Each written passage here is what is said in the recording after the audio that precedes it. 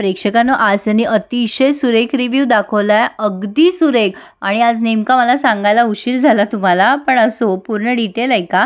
तर हा सागर म्हणतोय, ती मुलगी तुला केव्हापासून फसवतीये. मिहीर म्हणतो, अरे ती खूप साधी आणि सरळ मुलगी आहे रे दादूस. अरे दादूस, तिला तुझं नाव सुद्धा माहित नाहीये. फसवायचं काय रे? तुझ्या पर्सनल लाईफ बद्दल पण मी कधीच सांगितलं नाही. फसवायचा प्रश्नच येत नाही. तिला जेव्हा पहिल्यांदा भेटलो ना, तेव्हा तिने मला माझ्या फॅमिलीबद्दल नाही विचारलं ना मी तिला.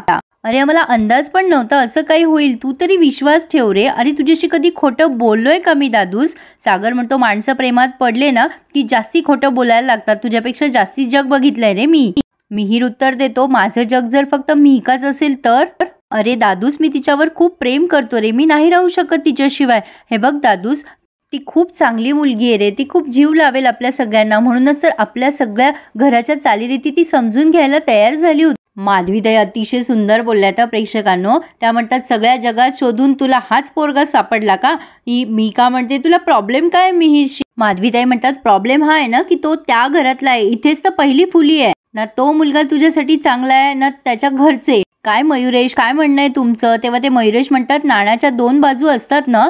माधवीताई म्हणतात, खोट्या नाण्याच्या दोन्ही बाजू खोट्याच असतात. आता मुक्ता म्हणते, आई तिला काय म्हणायचं ऐकून तरी घे ग. नाण्यात आणि माणसात फरक असतो ना. माधवीताई म्हणतात, मुक्ता काय बोलतेस तू? अगं त्या घराला ना शिस्त आहे ना संस्कार आहे. अगं समाज स्वास्थ्यासाठी तर घातक आहेत ती लोक. मोठ्या मोठ्याने बोलतात ग ती लोक दिवस रात्र. अगं बेशिस्त आहे ग ती लोक आणि सतत पैशाचा विचार करतात. आणि तो सागर किती उद्धटपणे बोलला आपल्याशी. त्याचा हा मुलगा जिवलग भाऊ आहे, मित्र आहे. अगं नाही ग मिहिका, तुला लाज वाटली पाहिजे बरं का. ज्या लोकांनी आपला अपमान केलाय, तुझ्या मुक्ताताईला ते वाईट साईड बोलले, त्या लोकांच्या नात्यातल्या मुलाशी तुला लग्न करायचंय. अगं प्रेम आंधळं असतं, ठाऊक असतं, पण असं मूर्ख असतं ते माहित नव्हतं ग मला. इकडे मिहीर कळवळून सगळ्यांना म्हणत असतो, अगं मावशी तू तरी समजव ना सागर दादाला. आता इंद्राताई म्हणतात, सागर बाबा तूच बघ काय करायचंय ते. सागर म्हणतो, हे बघ मिहीर, आम्ही जर लग्नाला नकार दिला तर? मिहीर म्हणतो, ठीक आहे दादूस, हे लग्न होणार नाही. तू लग्न तर हे होणारच नाही, पण मला माहिती आहे तू असं करणार नाहीयेस दादूस. अरे दादूस, ती मंडळी आपल्याला भेटायला आली होती ना. आपण चांगली सुरुवात केली असती तर काय हरकत होतं? इंद्राताई म्हणतात, वा वा, आत्तापासूनच तिच्या घरचं कौतुक करतोयस का? तिचे घरचे म्हणजे कोणते 101 वालेच ना?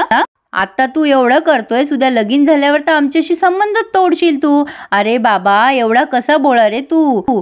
अरे येडा बनवला त्यांनी तुला. सगळं माहित होतं त्यांना. हा त्यांचा डाव आहे हे माहिती नाही का तुला? त्यांना काय आम्ही येडे वाटलो का? बघ रे सागर, किती मायलेकीची हिंमत वाढली. आधी सईच्या नावाने तुझ्याशी वाढवली आणि मग ती 101 वाली तुझ्या ऑफिसमध्ये आली आणि होणारा जावई म्हणून सांगत होती. जेव्हा तिचं खोटं पकडलं तेव्हा थोबाड एवढसक झालं तिचं. एवढं करून भागलं नाही त्या बाईचं, म्हणून बहिणीची पोर पाठवली का आता आपल्या मिहीरसाठी? तो मिहीर म्हणतो, नाही ग मावशी, काहीतरी गैरसमज होतोय तुझा. इकडे माधवीताई म्हणतात, मी माझी पायरी बाजूला ठेवून, मान बाजूला ठेवून गेले होते ना बोलणी करायला त्या लोकांशी. ती माणसं दिसली ना मला मिहिका, तिथे विषयच संपला. आता इथे मिहिका म्हणते, अगं मावशी, मी दुसरं काही बघितलं नाही ग त्या मुलामध्ये. मी इतकंच बघितलं की तो खूप भारी आहे ग. तो मोठ्यांचा आदर करतो, लहानांशी गोड वागतो, आपल्या बरोबरीच्या मुलासोबत ना तो मिळून मिसळून वागतो ग. आणि सगळ्यात महत्त्वाचं, तो मला स्पेस देतो.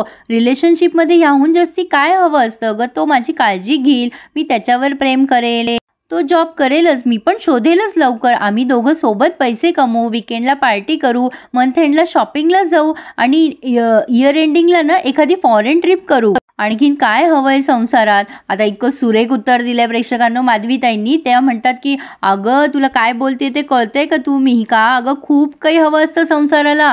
असं वीकेंड टू वीकेंड होत नाही संसार. 24 तास सोबत राहावं लागतं. वर्षानुवर्षाची संगत असते. आणि लक्षात ठेव, तू संगत सुटली ना की आयुष्याची रंगत जाते बरं का. पण मिहिका मात्र अखंड बुडालेली आहे प्रेमामध्ये. या तरुण मुली किती अवघड असतात नाही प्रेक्षकांनो. म्हणजे वयच तसे, दोष त्यांचा नाहीये. ती मिहिका म्हणते, कोणीतरी मावशीला समजावा ना. पण आता माधवीताई म्हणतात, हे बघ मिहिका, तू कोणाला जरी आणलंस ना माझ्या समोर तरी मी काही कन्व्हिन्स होणार नाहीये बाई. आणि तुझी आई सुद्धा माझंच वाक्य प्रमाण म्हणून निर्णय घेणार आहे बरं का. सागर आता डिटेल विचारतोय मिहीरला की सांग मला, कधी भेटलात तुम्ही दोघं जण? तेव्हा मिहीरने सांगितलं की लॉकडाऊनच्या आधी आम्ही भेटलो. पाणीपुरीसाठी तिच्याकडे सुट्टे पैसे नव्हते, म्हणून मग ती म्हणजे मीच गेलो होतो तिच्याजवळ सुट्टे पैसे द्यायला. पण आम्ही असं करता करता दिवसभर एकत्रच होतो. दुसऱ्या दिवशी ती पैसे परत करायला आली होती, पण आपली मीटिंग असल्यामुळे मी नाही भेटू शकलो रे दादूस तिला. आम्ही लॉकडाऊनमध्ये एकमेकांच्या कॉन्टॅक्टमध्ये होतो. मी तिला सांगितलं होतं की मी मुंबईत शिफ्ट होतोय, तेव्हा ती पण म्हणाली की मी मुंबईत येईल. दादूस तिने मला सांगितलं होतं की ती तिच्या मावशीकडे जाऊन राहणार आहे, पण मला खरंच माहिती नव्हतं रे की तिची मावशी ही आहे की तुझ्या शेजारी राहते. सागर म्हणतो, अरे काही दिवसाच्या भेटी आणि फोन कॉल्स याच्यावरनं तू काय लग्न करायचं ठरवलंस का? डोकं फिरलं का तुझं? तेव्हा हा मिहीर म्हणतो, अरे मी खूप प्रेम करतो रे तिच्यावर. इंद्राताई म्हणतात, अरे नको करू मग प्रेम, दुसरी शोध, एखाद्या तिच्यावर दुसऱ्या पोरीवर प्रेम कर. आता त्यांचे मिस्टर म्हणतात, काय बोलते ग इंद्रा तू? प्रेम म्हणजे काय अंडी पाव वाटला का? एकाचं झालं की दुसऱ्याचं पकडायचं? प्रेम आंधळं असतं ग. आता हा सागर त्याच्या अनुभवाप्रमाणे तिथे बोलायला लागतो. तो म्हणतो, करेक्ट आहे, प्रेम आंधळच असतं ना, म्हणून लग्न झाल्यावर पावलोपावली ठेच लागत असते. आता हा सागर आहे ना प्रेक्षकांनो, तो त्याच्या बायकोच्या आठवणी त्याला आठवत आहेत असं दाखवलं. त्याची बायको जी आहे ना ती फक्त मोठी गाडी, मोठा पैसा याच बाबत त्याच्याशी नेहमी बोलायची. सागर पण तिच्या बोलण्याला भुलत असतो आणि म्हणत असतो, तू खुश राहा, मी तुझ्यासाठी सगळं करेल. आणि तो आता मिहीरला सांगतो, आयुष्यातली सगळ्यात भंपक लाईन म्हणजे काय आहे की मी तुझ्याशिवाय जगू शकत नाही. हे बघ, ते वाक्य ना मी पैशाशिवाय जगू शकत नाही असं असायला पाहिजे. अरे काही नसतं रे मिहीर, सगळे मस्त जगतात एकमेकांशिवाय. आणि सागरला पुन्हा एकदा एक वाईट आठवण येते त्याच्या बायकोची. त्याने तिच्यासाठी साखळी आणलेली असते, तेव्हा ती तिच्या गळ्यातला डायमंडचा हार सागरला दाखवते आणि म्हणते, बघ मला बॉसनी दिलाय, टार्गेट कंप्लीट केलंय म्हणून. तर आता सागरला त्या गोष्टीचा धक्का बसत गेला. म्हणजे एक एक गोष्ट त्याच्या आयुष्यात अशी वाईट गोष्ट घडत गेली आहे. सागर म्हणतो, हे सगळं काही नसतं रे मिहीर, एकमेकांशिवाय न जगू शकणारे एक दिवस तुमचाच आवाज विसरतात, मस्त जगतात सगळेच मूव्ह ऑन होतात. मिहीर म्हणतो, तू झालास का रे दादा मूव्ह ऑन? आणि सागर एक सेकंड शांतच झालाय. आता माधवीताई म्हणतात, अगं मिहिका, तू किती दिवसापासून बघतीये ना आपल्या घरात काय चालू आहे. ती लाऊडस्पीकर बाई ती किती त्रास देते आपल्याला. खरं तर तूच मिहीरला सांगायला हवं होतं कळाल्या की आपलं जमणार नाही. म्हणजे हे बघ, तो मुलगा चांगला असेल, माझं त्याबद्दल काही म्हणणं नाहीये, पण तो त्याच्या भावाला सोडणार आहे का? तुझ्यासाठी तो त्या सगळ्यांशी संबंध तोडून येणार आहे का तुझ्याकडे? मिहिका म्हणते, अगं मावशी असं का बोलतेस तू? बरं चल ठीक आहे, नाही येणार तो त्यांच्याशी संबंध तोडून माझ्याकडे. इनफॅक्ट जर आम्ही तिघं पाण्यात बुडत असलो ना तर तो त्याच्या भावालाच वाचेल, पण तो शेवटचा श्वास माझ्यासोबत घेईल. अगं मावशी, त्याला ना खूप आदर आहे त्याच्या भावाबद्दल, जसा माझ्या मनात मुक्ताताईबद्दल आहे. तो त्याच्या शब्दाबाहेर नाहीये ग. जसं मी तुम्हाला मानते तसंच तो त्याच्या फॅमिलीला मानतो. त्याच्या भावाचा होकार त्याच्यासाठी जेवढा महत्त्वाचा आहे ना, तसंच मलाही तुमचा होकार महत्त्वाचा आहे. तेव्हा मग मुक्ताचे वडील म्हणतात, हो ना बाळा, मग तो त्याचा एवढा महत्त्वाचा भाऊ असून तुला कसं काय कळलं नाही की तो सागरच आहे? मिहिका म्हणते, नाही ना काका, त्याने नाव नव्हतं घेतलं कधी सागरचं, पण तो जेव्हा पण सांगायचा ना त्याच्या भावाबद्दल तेव्हा फक्त दादूस इतकाच उल्लेख करायचा. अगं मावशी, मला नव्हतं माहिती ग ते आपले शेजारी आहेत, आणि ते शेजारी आहेत म्हणून मी काय माझी लव्ह स्टोरी सोडून देऊ का आता? आता इकडे मिहीर सागरला म्हणत असतो की तू मोठा झालास, पैसेवाला झालास, मान सन्मान मिळवलास, पण तू सावनीला विसरलास का?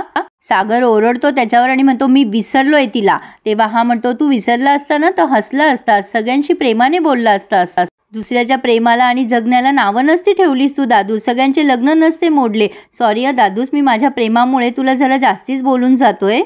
मी माझ्या प्रेमासाठी तुला वेड्यासारखा बोलतोय, पण मी ओळखतो ना तो हा दादूस नाहीये. तो खूप गोड होता, तो लोकांना जज नाही करायचा, तो खूप चांगला होता, हसरा होता. आता सागर त्याच्या उत्तरावर बोलतो की थोडक्यात काय, सागर भाबडा आणि मूर्ख होता ना, जसं सध्या तू आहेस.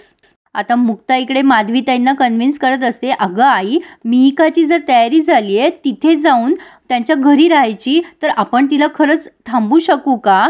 तेव्हा माधवीताई ओरडतात आणि म्हणतात, अगं मुक्ता, वेडी झाली आहेस का? अगं मस्करी करतीयस का माझी? तुझी काय इच्छा आहे की मी आनंदाने हिची खणा नारळाने ओटी भरून आनंदाने हिची पाठवणी करू त्या घरामध्ये?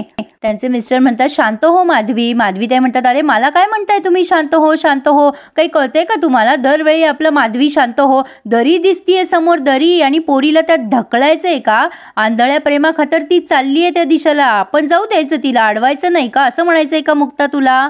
मुक्ता म्हणते, नाही ग आई, असं नाही म्हणायचंय मला. अगं मला एवढंच म्हणायचंय की तिचा जीव आहे ना त्या मुलावर, तिला आयुष्य काढायचंय ना त्याच्याबरोबर. अगं ती म्हणते तसं तो मुलगा चांगला पण असेल ना.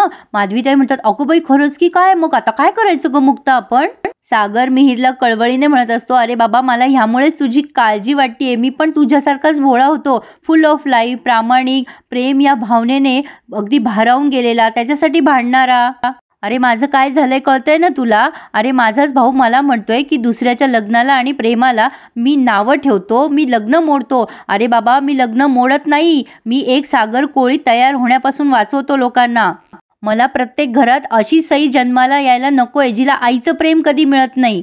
आणि हे बघ तुझी ती मिहिका मला नाही माहिती चांगली आहे का वाईट आहे. तुला एक गोष्ट स्पष्टपणे सांगतो, बायका आपल्यापेक्षा जास्ती प्रॅक्टिकल असतात. त्यांच्यावर विश्वास ठेवणं ही सगळ्यात मोठी चूक असते आपली. इंद्राताई म्हणतात, सागर तू बायकांना का नेहमी नेहमी बोलतो रे? एक बाई तशी निघाली म्हणून सगळ्या बाया तशा नसतात. सागर म्हणतो, आई ते तुमच्या वेळेला होतं, आता आजूबाजूला नजर फिरव. अगं लग्न ठरवतानाच पोरी विचारतात स्वतःचं घर आहे का, आई वडिलांसोबत राहणार नाही ना, सेव्हिंग आहे की नाही, हे सगळं असेल तरच प्रेम मिळतं, नाहीतर मग नकोच.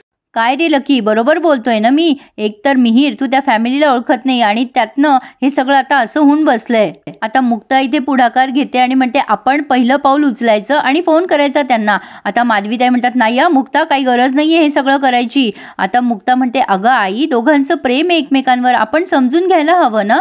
मिहिका खुश होते पण माधवीताई म्हणतात, हे तू का करतेस ना मुक्ता, मला तुझं प्रयोजनच कळत नाहीये.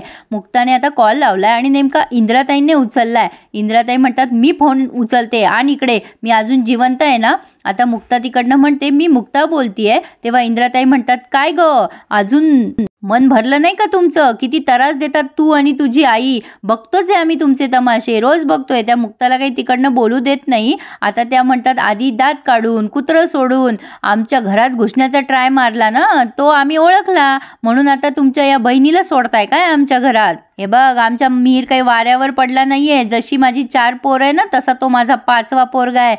5 बोटांचं काय बनतं माहितीये ना. आता तुम्हाला अशी मुठीत धरीन ना मी. आणि सागर आता इंद्राताईंच्या हातातला फोन घेतो आणि म्हणतो, हॅलो मी सागर बोलतोय. मुक्ता म्हणते, हे बघा मला माहिती आहे आज जे काही झालंय ना ते खूप अनपेक्षित होतं सगळ्यांसाठी.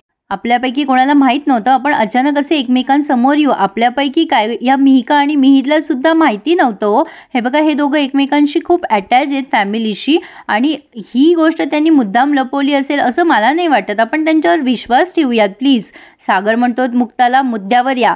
मुक्ता म्हणते, हे बघा मी तुम्हाला एवढ्यासाठीच फोन केलाय की आपला वाद जरा बाजूला ठेवूया. आपल्या वादामुळे त्यांच्यामध्ये असलेली जेन्युइन फिलिंग का आपण दुर्लक्षित करायची? हे बघा मी निर्णय नाही देते, पण आपण त्यांची बाजू ऐकून घ्यावी अशी माझी इच्छा आहे. सो कुठलाही निर्णय घेण्याच्या आधी आपण व्यवस्थित बोलून भेटायला हवं. रागाच्या भरात हे दोघांनी काही वेगळा निर्णय घेतला तर आपण काय करणार आहोत?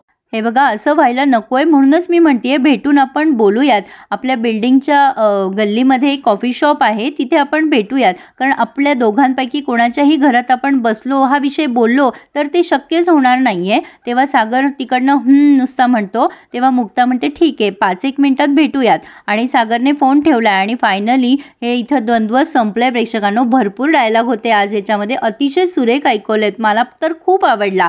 आणि आता पुढे आपण बघतोय मुक्ता पावसात भिजत असते, सागर तिला लांबून बघतोय आणि एक माणुसकी म्हणून त्याने त्याचा कोट तिथे बाजूला लटकवून ठेवलाय मुक्तासाठी. आता मुक्ता तो कोट घालेल का, म्हणजे यांच्या मैत्रीची सुरुवात होईल का, हे बघणं छान ठरणार आहे. प्रेक्षकांनो अतिशय सुरेख मालिका आहे, पण हिला अगदी व्यवस्थित प्रकारे प्रेझेंट करता आलं पाहिजे. तुम्हाला मी दिलेला रिव्ह्यू आवडला का? मी प्रामाणिकपणे प्रयत्न करते या मालिकेचा रिव्ह्यू चांगल्या प्रकारे तुमच्या समोर प्रेझेंट करू शकेल मी, म्हणजे अर्थातच मी प्रयत्न करते. माझे प्रयत्न आवडल्यास प्लीज चॅनलला लाईक आणि सबस्क्राईब करायला विसरू नका. धन्यवाद.